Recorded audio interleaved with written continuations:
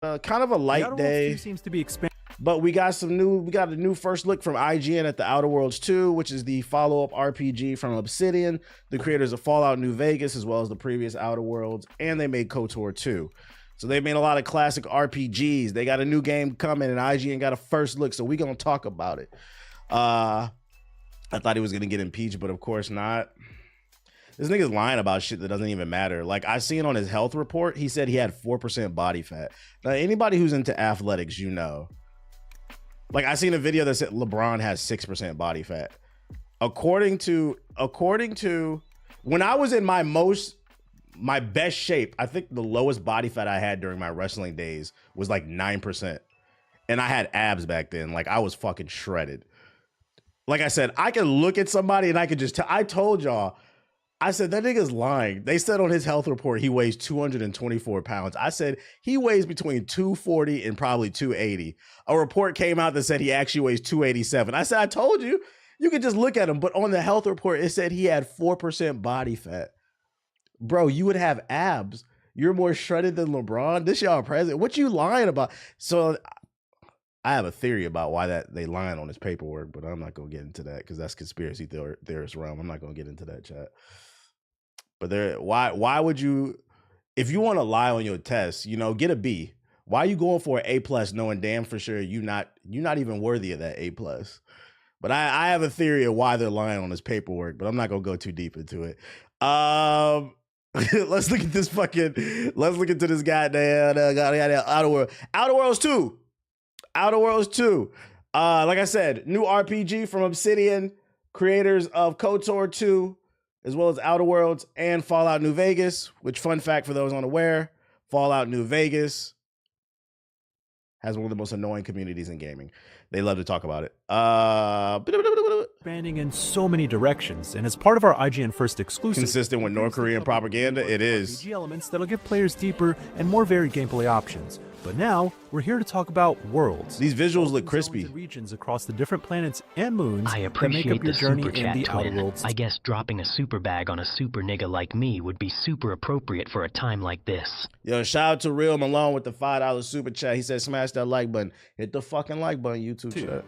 This time around, they're noticeably bigger, but accurate. It doesn't always mean better. You know this ain't gonna be on no damn PS4. Daniel Alpert Should I play the first one? I never finished it.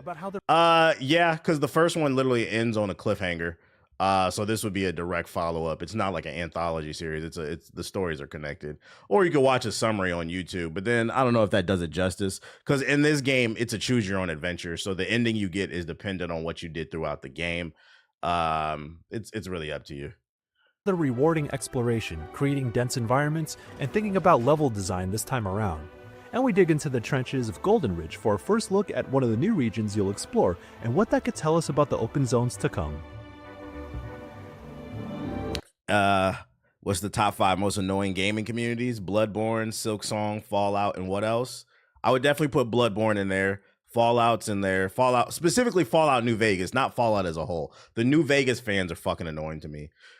If you want to throw Silksong in there, you can, because I've seen people. Dragon Ball, Sparking Zeros last year was pretty bad. I'm trying to think what else. Elden Ring, no. Trying to think, like who out there is just spreading false gospel. Wukong was up there. Yeah, Wukong was up there. The Smash community, you might have to put Minecraft. I feel like the last two are interchangeable. You can pick what you want for those last two.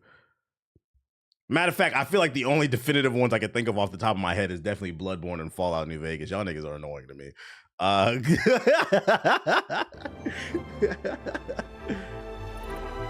He said, chill on Silksong. We just need that. We need that. We're definitely going more expansive than the first game. First game, we were very confined to like smaller hubs, overlands, areas. Now we're usually off rip. I don't know how I feel about that. That was actually one of the things I liked about the Outer Worlds. I feel like the original Outer Worlds found that perfect balance between open world. Like it was big enough. It gave you a little something to explore, but it wasn't too big. It was like semi-open world.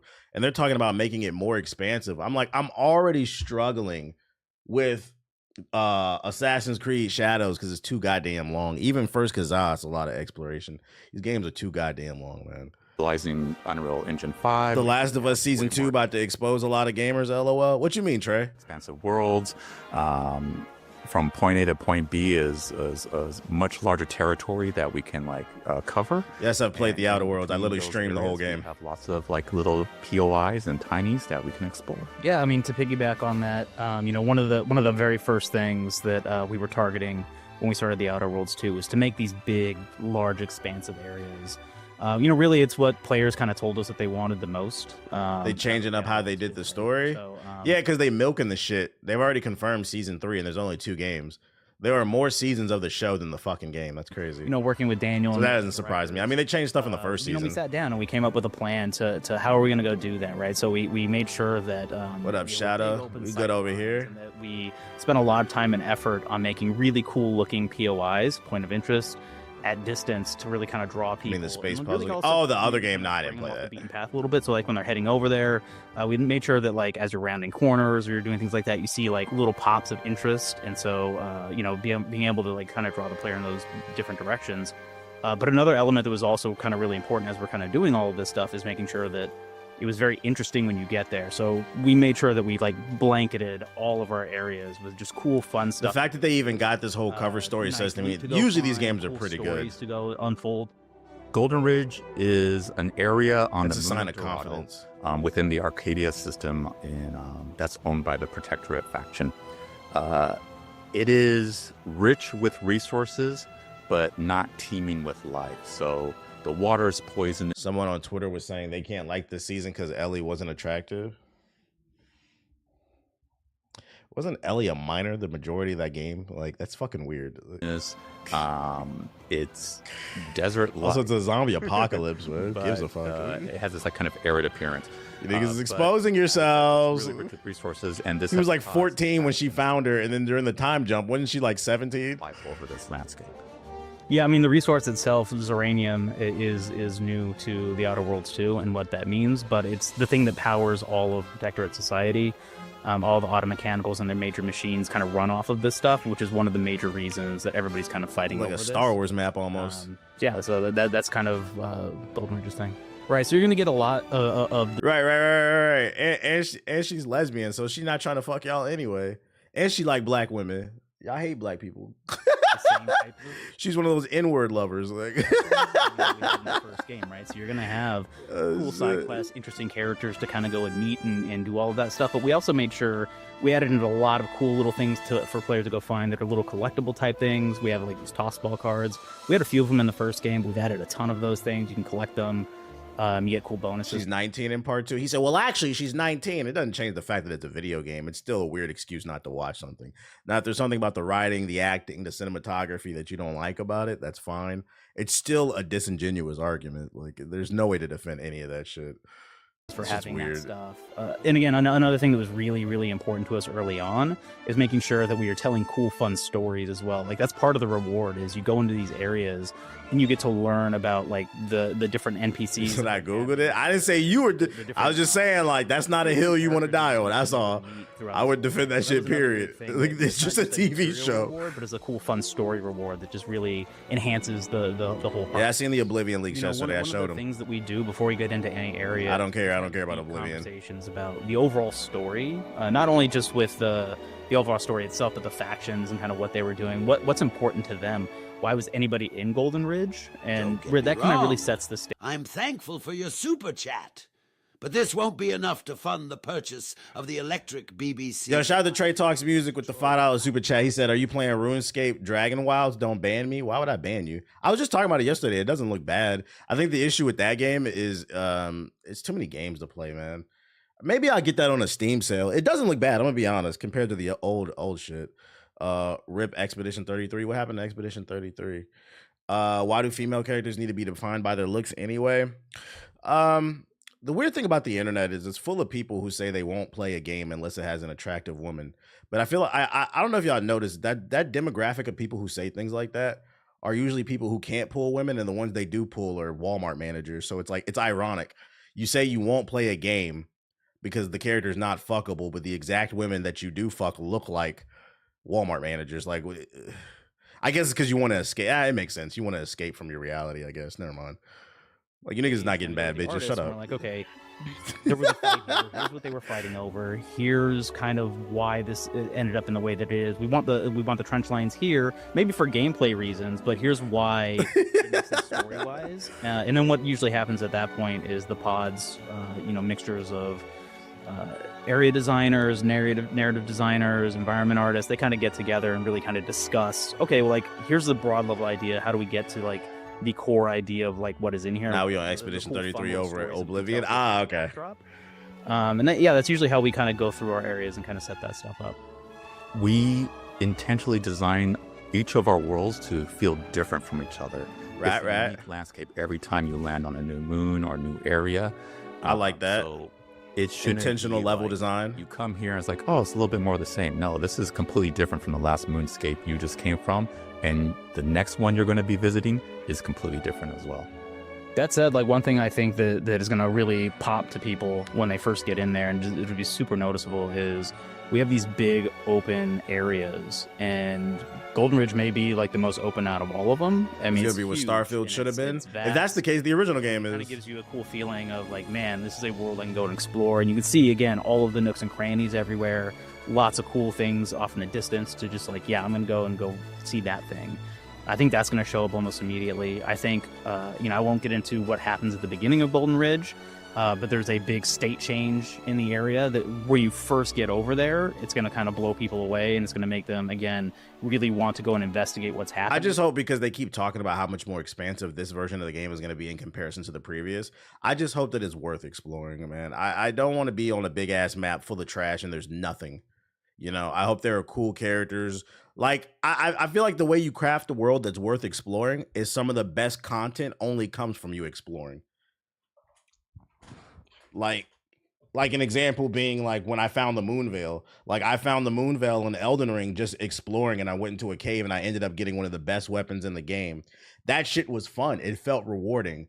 Now, I'm not talking about now if you play Elden Ring, because most of you niggas be looking up best builds on YouTube. But back when the game first came out in 2022 and there were no best build videos, you had to go around and look, and the game rewarded you. So like that's my main thing with a lot of these open world games. It just feels like they're just big for no fucking reason, bro. And I hope that it rewards you.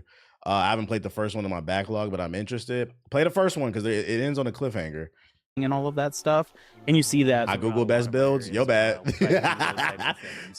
What the players see, big events that are happening pretty early to get them kind of exploring how I found the Bloodhound Fang in Elden Ring, and it felt rewarding. We have Zyranium Labs. Zyranium, oh sweet. Mining facility, so you kind of get tunneled in through an elevator, and you open up, and all of a sudden it's like a huge kind of environment, but within a confined space. We're able to kind of get that feeling of almost epicness, but in a way that is still very explorable. Player doesn't get. I didn't know you could beat the first game in 15 minutes if you choose a certain path. You can. I didn't know that either. Goodies along the ways.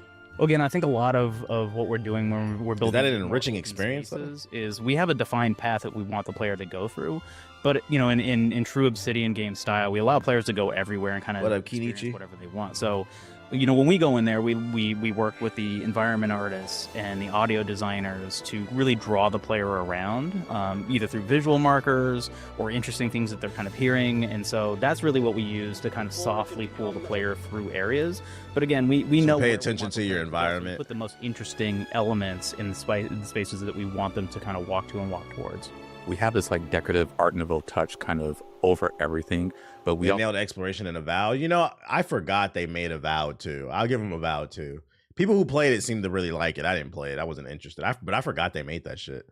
Damn. So kind of ground our technological reality as if it was still constructed in the early 20th century. With this, we're able to like kind of pull from areas of like the late Old West to almost World War I-esque items, and imbue the areas with like these like little touches. Too many games out. Kind of goes through. Wearing me out. They'll notice like a trench warfare line that is reminiscent of World War I, and if they go like a little further into like a town, they'll still kind of have that frontier colony vibe that we wanted to hit, not just with game 1, but also We need more AA games. for Obsidian put out game 2 in 1 year. These aren't AA games. These are AAA games. Cut it out. Outer Worlds 1 was 100% a AAA game, and this is too. And so is Avowed. They are 100% AAA games. I think the cool thing with the setting in general is everything is very analog. Everything is very clunky is not the right word, but everything has like meat to it. You know, Outer Worlds 2 sleek and small. Yeah, And I think Obsidian is a that's really cool AAA when you developer. see These niggas made KOTOR 2. Like, they made Fallout New Vegas. What are you talking about? it's a lot of huge wires and pipes that come in and out of things that kind of show almost the internals of like how these things work. I think it's a very interesting thing, and we've kind of doubled down on that, and you can see that in a lot of our areas as well. Well, I'll tell you a couple quick advantages of using Unreal Engine 5. One, we had limitations before with how many people can work Yeah, for that new within Ninja certain Gaiden, area at a facts. time. That's been way more. The new freeform Mafia does now look we're fire. able to utilize What looks fire about it? Did I miss the gameplay reveal or something? the engine, so multiple people, designers, artists, can be working that same area at one time without having to collaborate on top of each other. But Do you think the greatest Obsidian's up there with advantage has been Respawn? Personally, just no. the But I think that's more globalization, biased. If you wanted to argue for that, I wouldn't be against it, though. just being able to see and iterate on areas really fast has been The a Woken. game changer. Being able to quickly iterate is like just tantamount to like exploring creativity in a game like, especially like the Outer Worlds. If something just doesn't feel right, So is this not coming to working PS5 right, even though it's owned by quickly Microsoft? That's a good question. I do not change know. You can Google and that. see it in real time and play with it, and then get feedback from our game directors, our design directors. I'd love to see you do a and, developer tier list. Just run with it. The problem with a developer tier list is there's so many fucking developing studios. Like, getting a list together would be crazy. Daniel and Brandon are just a few of the folks who are making the Outer Worlds 2, and in the coming weeks, we'll have conversations about the retuned combat Is this and coming to, revamped claw system. And look out for our talk with Fallout OG and creative director Leonard Boyarsky about the It's on the PlayStation Store. Yeah, it's coming to PlayStation. Da-da-da. It's just, it'll be free on Game Pass. So, I mean, that's the advantage of owning it on Xbox. Or if you play it on PC too, because Game Pass is on PC. That's where I play the Game Pass too. But China developers on the horizon, something like that. Too many games. I'm trying to juggle Final Fantasy VII Rebirth. What's Mario Mon? Saw by midnight and a full-time job. I need more hours in the day. Shit, adding having a social life. That makes it even that like you're 1 or 2 free days right there. If you have a social life, that's gonna eat into one of them. Then you have no free time. Then you be trying to play games after work for like 1 or 2 hours, be falling asleep with the controller in your hand. Unemployed PS4 niggas will never understand. No jiggle physics. Get this woke shit out of here. Nah, facts. Get that shit out of here. Ubisoft is always 10 steps behind. What they do? Exclusive. Ubisoft is developing a new battle royale heavily inspired by Apex Legends. Only lame niggas say that shit. All right, this is breaking news. Insider Gaming has learned that Ubisoft is currently developing a new battle royale game that's heavily inspired by Apex. The game, which is currently under the project name Scout, is so heavily inspired by Respawn Entertainment's highly successful Apex Legends that it was once used as the thumbnail for the project. It's understood that the game has been in development for at least a couple years and will feature very similar characters to Apex, including a spin on Pathfinder, Wraith, Lifeline, and other characters from the game. The crazy part is Apex has been on the decline for like the last 3 years. So for them to start development 2 years ago is crazy. This just goes to show you they need to fire the Gamot family. They said, let's make a game based off a dying game. Like, that's been dying for years. One source said on the project, I think the goal is to capitalize on the player count of Apex dropping in them, thinking there's room in the market for another hero battle royale. See, this is how stupid they are. Part of the reason why the player count is dropping is people are just tired about BRs. This money will go towards a 23andMe kit. I know I'm black, but I need a DNA test to reveal if I'm Taco Fall black or just Blake Griffin black. Yo, shout out to DX with the $20 super chat on YouTube. I appreciate you. He said, what up? Been watching the channel for years. Appreciate you carrying the culture. Don't Be Cruel was a classic, and we killed Radon today. No Mickey. Radon the consort, no Mickey. Shout out to you, okay? And Don't Be Cruel is a classic. Shows Bobby Brown some love. I appreciate your super chat, big dog. Hit the like button, YouTube. How many likes we got on YouTube? You want to check on these niggas, man? Let's check on these niggas. Let's see. How many likes we got? We've had 748 total views, only 173 likes. We should have 500 likes at least. I don't care if you hit the like button with your tip. Fucking hit it. Get back to the shit. Ubisoft though. This is crazy. Like I was saying, the reason part of the big reason why Apex is dying is the business model's ass, but then also people are just tired of BRs, and there's nothing you can do about that. Every good thing comes to an end.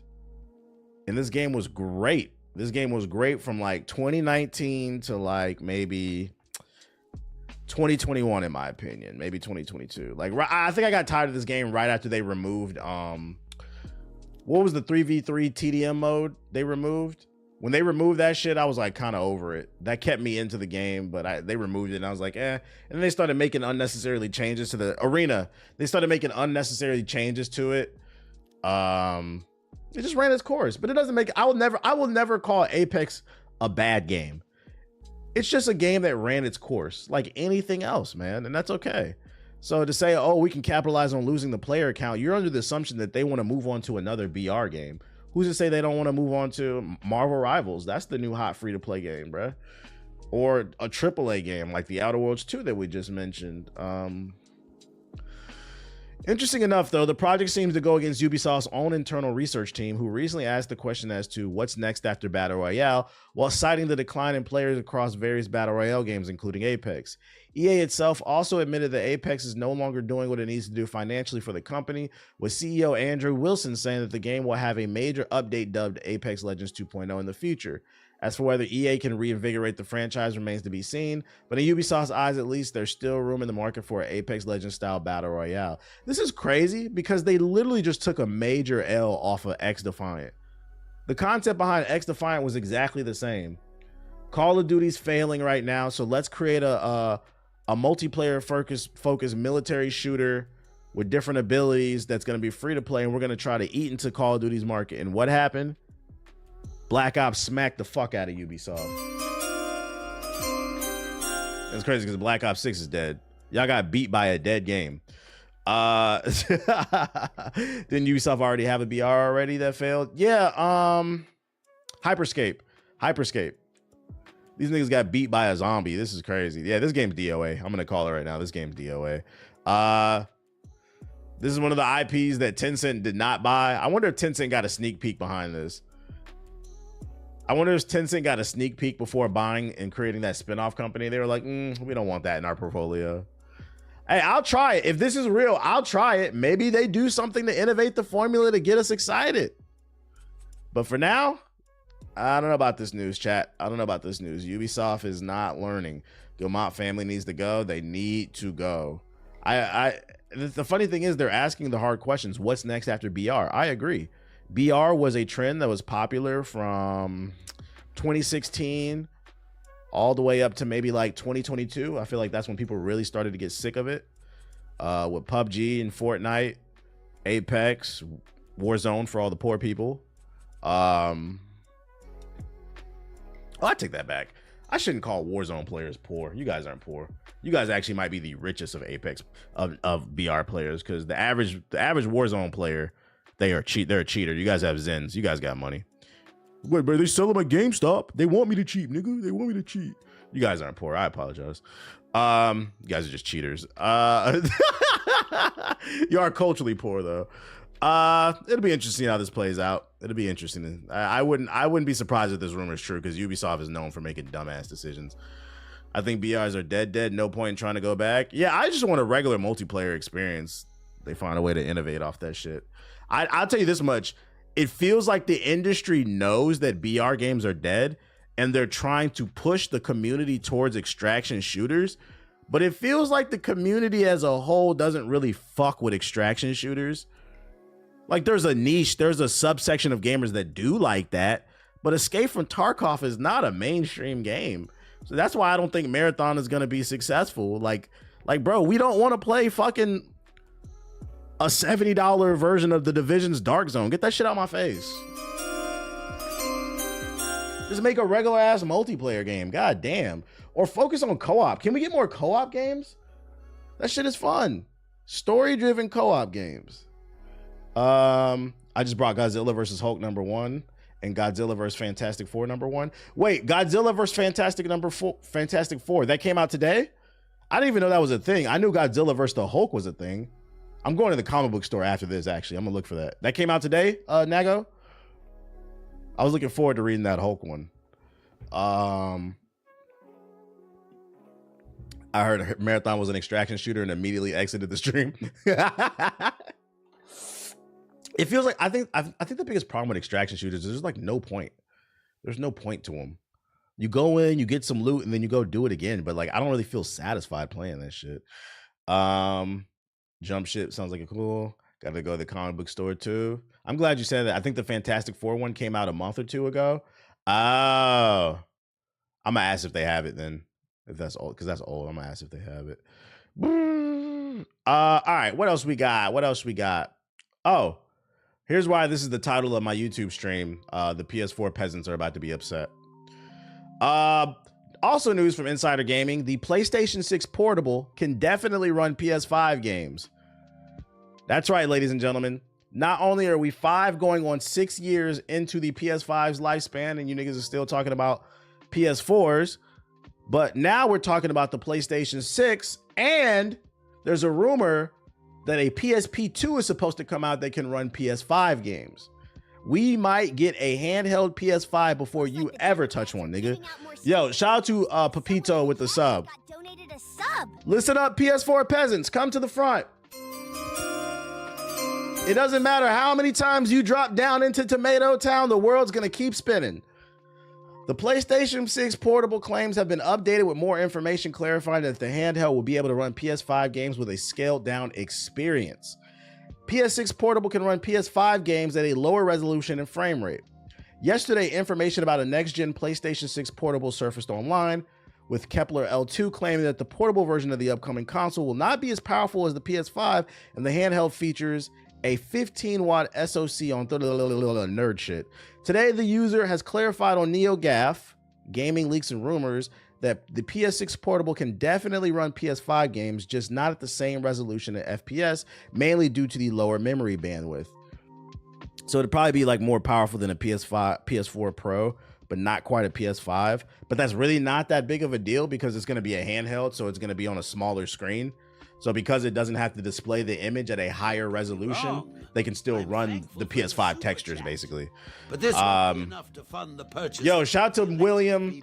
Shout out to William Latmore Jr. with the $10 super chat. He said I hopped over to the YouTube to keep the chat high IQ. I appreciate you keeping them niggas in check, bro. In the super chat. This is cool and all, but will Sony support the new PSP with games? Nah, that's facts. Hey, PSP right behind the Game Boy Advance, the flip one. The PSP is one of my second favorite handheld of all time. So if they do come out with a PSP 2 that's supposed to launch alongside the PlayStation 6 and supposed to create a whole ecosystem, I need them to support it. It should not just be there to play PlayStation 6 games off of streaming. They need to create their own exclusive games. They're going to be on the platform that provide exclusive experiences. Otherwise, why are you doing it? This is definitely a PS4 Primate. What's this? This nigga running with a PlayStation he done stole.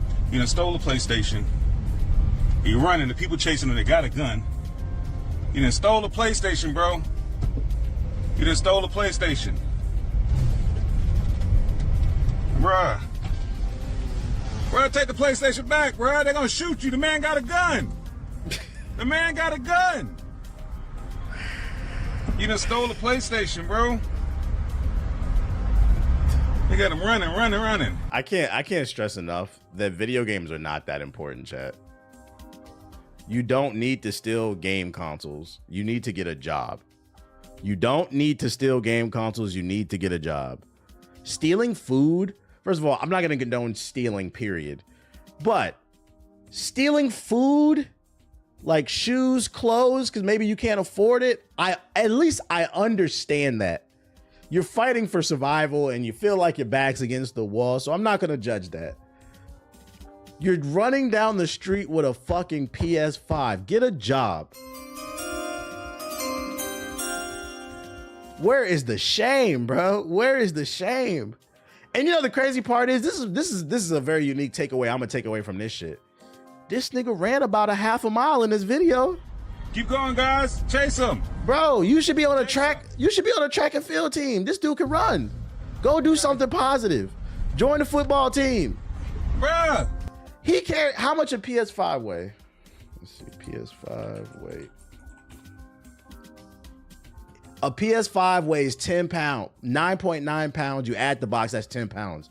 This man is running with a 10-pound weight for about a half a mile down the street. He holding it high. He working his shoulders. This is a strong brother. We got to get him on the track and field team, bruh. Stop stealing. The Usain Bolt of PS5 thieves. They on your butt. They got a gun. The man got a gun. The man got a gun. Also, I'm not gonna lie. Why does this man keep following him? You snitching too. Cause like, first of all, they were going the same way, right? Yo, shout out to N7 Med, right? They going the same way. So I understand him rolling down the window and be like, yo, brother, do better. Stop doing that. But the moment that nigga turned the corner, you should have kept going straight and minding your business. You going out your way now. You snitching, nigga. Fucking me to sleep. I'd eat every bit of that ass up. Stop snitching. I mean, thanks for the bits. Yo, shout out to C-Biz with 1,000 bits. Nah, he seemed out of breath. Well, I didn't say it wasn't a challenge, but he managed to do it, though. What are you talking about? All right, bro. Just straight turned the corner and kept recording. That's what I'm saying, bro. We gotta do better, man. PS5s are not that important. First of all, let me present another thing too. If you have to steal a PS5, you most likely can't afford the games either. So what do we? You're risking your freedom to what? Play Fortnite again? You can't afford the PS5. You can't afford the games. You can't afford the PSN. So what are we stealing it for? To play Apex and fucking 1440p? To watch Netflix? Warframe? Like, what are we talking about here? We know you don't got money for VC. I just need y'all to think, man. The video games is not that important, man. It's not that fucking important. I understand y'all feel pressured to finally get what your friends is playing. I know you feels bad to be the only one to boot up your PS4 and see everybody else on the 5. You probably can't even get into the group chat because the audio is not as good. They don't want to hear that fucking that PS4 earbud that's in one ear sounding goofy as shit like this. Like nobody wants to hear this. Hey, what y'all on, bro? Oh, y'all on 2K25? Sure. Me too. Let me get an invite. Wait. Y'all on next gen? No, y'all on next gen, bro. Y'all on next gen. I'm on current gen. Yeah, listen. No, you not, nigga. You're on last gen. I don't hear that shit, bro. You know that man probably got a fat snow bunny. Snow bunny season. Do better, chat. Do better. Enemy AC 130 above. Doing the foot race and probably don't even got a TV. This shit was crazy, man. I remember when I was like my poorest, bro. I was not thinking about getting the latest fucking games, bro. I was worried about how I'm gonna pay my fucking rent, bro. That is the last thing that's on my goddamn mind. But yeah, no, that's the latest rumor about the PSP 2. That's why I titled the YouTube video that way. Risking life for a PS5. I'll never understand it. What you in here for, bro? I stole the PS5. Other news, Witcher 4 stuff. Professional monster slayers don't fall for the scams. Watch out for phony Witcher 4 beta test invites, CD Projekt fans warn. If you suddenly received an invite to a beta test for The Witcher 4 and been telling all your mates about it, I've got bad news. CD Projekt Red has just warned fans about a beta test scam that's going around, with folks being offered phony opportunities to play the game early. Hey, we get you might want to be believe that such thing was a real deal, even if it clearly didn't come from the studio. We're not keen to have to wait ages to play Ciri Witchering's Adventure 2, but you got to be smart. As a wise fellow once said, check yourself before you wreck yourself.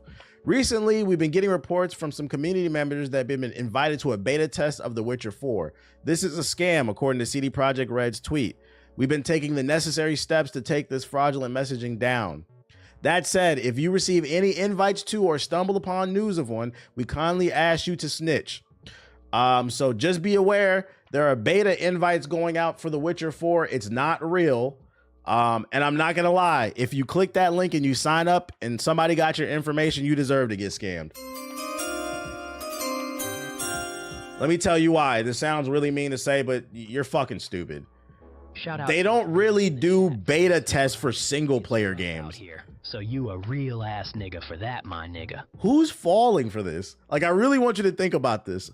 A beta test for The Witcher 4? What are we talking about here? Now, if you're a content creator or you're a journalist, you might get invited to a studio and be able to play the game early, but they would never refer to it as a beta test. And usually that early preview is a vertical slice. It's a level that's already completed, so then you can report on it. Kind of like what we just watched with the Outer Worlds 2. But like for the general public, there are never, at least off the top of my head, I can't think of once where there was a beta test for a single player game for the general public.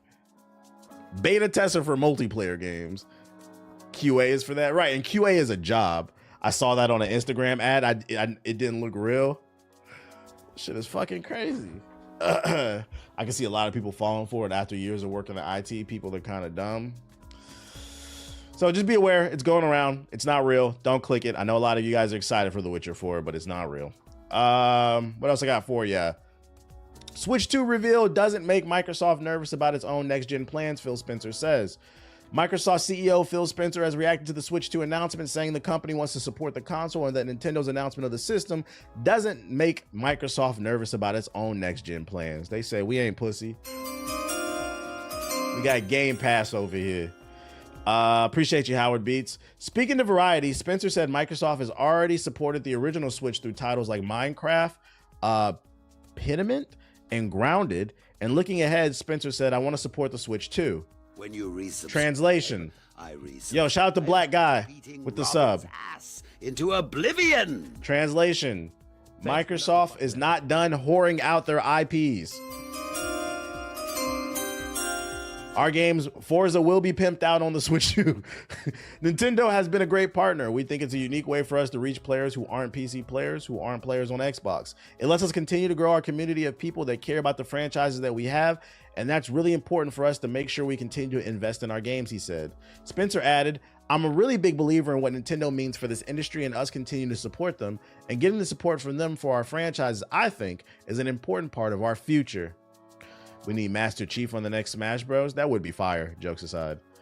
Microsoft has not announced any titles for the Switch 2, but there have been reports about Halo and Hellblade coming to the console. Put Game Pass on the Switch 2. That go crazy. That go crazy. They probably get hella subscribers. A world where I could get my kid a Switch. I don't have kids because no sex before marriage. But if I had a kid, I get him a Switch 2 and a Game Pass. I'd go crazy if I was a kid during this age. I can see the Switch 2 getting the new Doom like sometime next year. I don't know about Doom, but definitely Call of Duty. Just because Call of Duty has been on other previous Nintendo platforms, and now that Microsoft owns it, I can see them putting Call of Duty in the Game Pass on the Switch 2 and letting it build an audience there. Gears of War on the Switch, seeing it is believing for me. I feel like I'd believe Gears of War would be on PlayStation before Nintendo. Seeing is believing. I'm not saying no, but seeing is believing for me. I don't know if there's a market for that. But that's good that they're like, hey, it's an option. Yeah, Nintendo and Microsoft being cool with each other for the past few years. Just know when the Switch 2 drops, there will be some type of Xbox support, so you don't have to worry about your games being cut away if you only got one platform. Game Pass on the Switch will make me get a Switch 2. I'm not going to lie. I can see it, because then you could take all your games on the go. For people who don't want to, for like the people, because I mean, you could just get a Steam Deck and do the same thing. But for the people who don't want the Steam Deck, maybe they feel like it's too bulky, or they don't want to deal with the technical aspects, because the Switch 2 will definitely be more console-y in comparison to the Switch, the Steam Deck. The Steam Deck, you got to have some technical know-how to some degree. So I can see that for people who want a more simple experience. Game Pass coming to Steam Deck too. Isn't it? I thought it was already on there, unless I'm wrong. I might be thinking of emulation. COD's gonna look like Roblox on the Nintendo game chat. No, it won't. It'll look decent. What else we got? Oh, tomorrow there is a Mario Kart Direct So if you guys want to learn more about the new Mario Kart this Thursday, April 17th, in a post on social media, Nintendo announced that the Mario Kart Direct will last roughly 15 minutes. The show is expected to give a deep dive into what players can expect in the new Mario Kart game. It'll be going on at 6 a.m. PST or 9 a.m. EST. No, I will not be streaming this. This shit is 15 minutes. So when I boot up the stream, that's when I'll talk about it. You seen the new theme park in Universal Orlando, the Donkey Kong World? No, I haven't.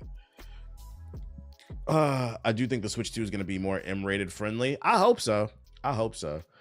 So yeah, we'll definitely be talking about that. I'm excited to see what they do different with this. 15 minutes. Well, they're only talking about Mario Kart. Appreciate it, Soul.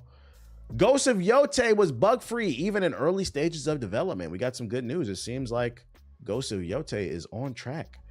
Former PlayStation executive Yoshida recently praised Ghost of Yote during a podcast, calling the title bug-free and completely playable in the early stages of development. Spotted by Games Radar, Yoshida recently appeared on the Easy Allies podcast, talking about how he play-tested Ghost of Yote and how it felt in the early stages of development.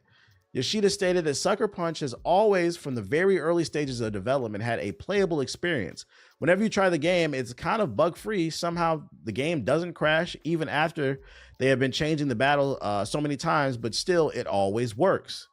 Ghost of Yote always felt great, Yoshida said. He also added that Sucker Punch takes feedback from all sides, which is why he's been able to play several versions of Ghost of Tsushima and Ghost of Yote. He also narrated a situation where he visited the studio even after he had left the first-party publishing side, and the game producer asked Yoshida to try Ghost of Yote while in development and provided his feedback. Yoshida said, "It always felt great, and I'm looking forward to its release." Before talking about trying Ghost of Yote, Yoshida stated that out of all the teams he has worked with in the past, Naughty Dog, Sucker Punch are the ones that always make the games feel right. I'm gonna cloud up Sucker Punch, but I don't know about Naughty Dog. I would hope that Naughty Dog's games feel good in early development and release because they've been making the same fucking game for the last 20 years.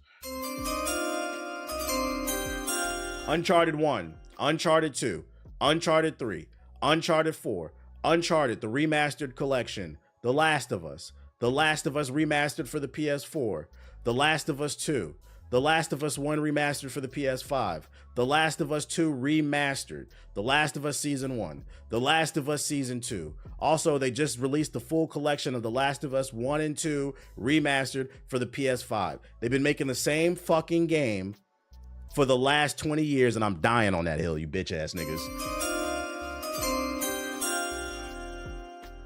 Shout out to Sucker Punch, though. Don't you mean Uncharted with zombies? Exactly.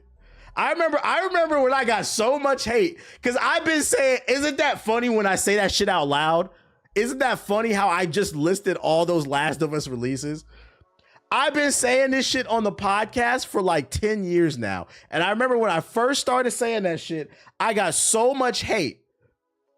I was like, they've been making the same game, bro. Uncharted and fucking The Last of Us is the same game. It's just Ellie can crawl in the grass and it has zombies, bro. It's the same third person cover mechanics and shit. Like, now y'all starting to see the light. That's why I said when it comes to the Heretic, the Heretic Prophet, whatever that space game Naughty Dog is working on, Naughty Dog is on Fraud Watch. That game better be fire. Because I don't want to see Uncharted in space. Visionary at work. I got so much hate in the comments. Me and Ethos been both saying that. It's funny to see the chat flipping like y'all are starting to agree. Be like, yeah, they kind of have been making the same fucking game, dude. When you first started saying it on the GI podcast, I've been saying that shit for like 10 years now. I think it was around the time of Uncharted 3 I first started saying it. Around Uncharted 3 and like Last of Us 1. I was like, they've been making the same game, guys. I don't know if you guys know this, but I think people love those games so much. But I think The Last of Us has really left a bad taste in people's mouth. I just thought about, is The Last of Us even that good? It had to be 3 or 4 remasters. Like, why do you need all those remasters? But shout out to them. The reason I wanted to bring this article up though is it's good to hear. It seems like Ghost of Yote is probably on track to release either later this year or 2026. I don't know when it's supposed to come. I think it's supposed to come out this year. The fact that he's saying it wasn't buggy in early development is a good sign that they're optimizing the game and it's ready to go. That's what we need, baby. In your case, you lived long enough to become the good guy, right? Yeah, I was a diehard Uncharted fanboy for a long time. The games are all right, man. They're all right. If they remaster the Infamous games, I won't be mad. Nah, they need to make a new Infamous. We need more Delson Rowe or a new character. I'll take Fetch. You want to know the wildest part? The Last of Us 1 and 2 or on PS Plus for free. I hope I beat Shadows by then. Yeah, I hope so too. Ubisoft said the game is smaller. It don't feel like it, chat. Either Ubisoft lied about Assassin's Creed Shadows being smaller than Valhalla, or I'm just getting old. Maybe both. Deeply appreciated. This money will go towards a 23andMe kit. I know I'm black, but I need a DNA test to reveal if I'm all black or just. Shout out to Kane Snow with the $2 super chat. He said Ghost may be bug free, but is it woke free? Shut the fuck up, really. Ghost of Yote may not have any glitches or bugs, but it's got women. How about that?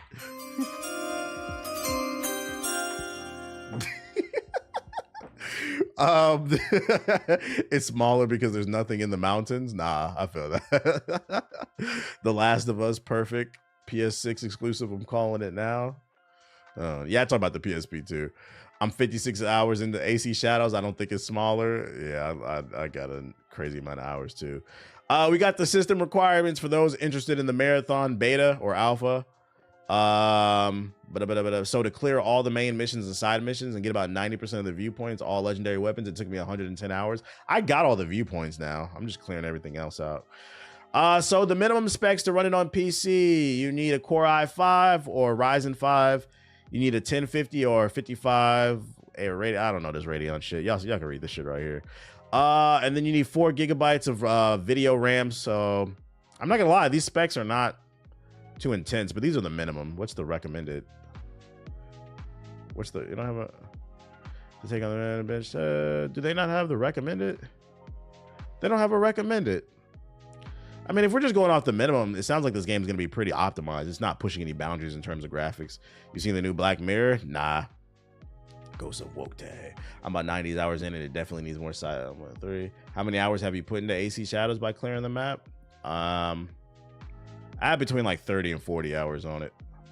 I'm level 42 the last time I played. Last time I played was this weekend. I usually play it on the weekend when I don't stream. That's like my chill game. So yeah, there you go. If you're interested in it. And fun fact, Death Stranding 2 will feature an easy mode. If carrying boxes was too difficult for you being a UPS driver, Death Stranding 2 will feature an easy mode that allows players to skip boss fights. Let you read about them instead. I'm not gonna lie, at that point, you might as well just not play the game. Absolute Martian Manhunter is fire. Check it out. I have it. I work at Amazon. GM came and told us they're working hard to make sure tariffs won't affect us, but they said they won't hire people for the summer. Well, of course they're not gonna hire anybody. But saying we're working hard to make sure it doesn't affect us, it's gonna affect everybody. You can't stop it.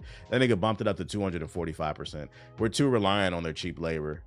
And you know the crazy part is, I thought about this morning when it comes to these tariffs.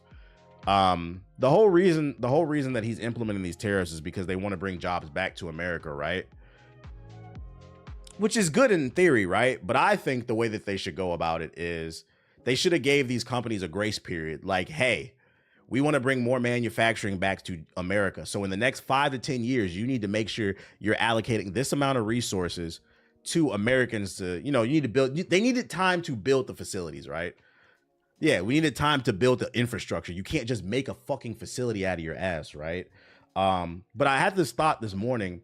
I was like, the crazy part is he's trying to shoehorn this shit, and it's not going to work. And the crazy part is that it's the fault of the bigwigs. And this is why I said worshiping billionaires and these fucking rich political people is a problem. And I feel like it wasn't a thing when I was a kid. People were much more inclined to hold politicians they didn't like accountable. But it's like the worshiping of money is crazy to me. Just because somebody has money does not mean they're a good person. Because friendly reminder, the people who shipped out your jobs to China and India are these billionaires. They've caused all this damage. We've lost all these jobs, and now we have to pay for it. Just some food for thought. We have to pay for their mistakes because they wanted cheap labor. Trump only has 4 years and he wants all the credit, so he's rushing to do it now. I don't see it happening. All right. even if we did have the infrastructure, it still wouldn't matter. The cost of American workers is much higher. People want cheap shit, man. They turned Detroit into Fallout.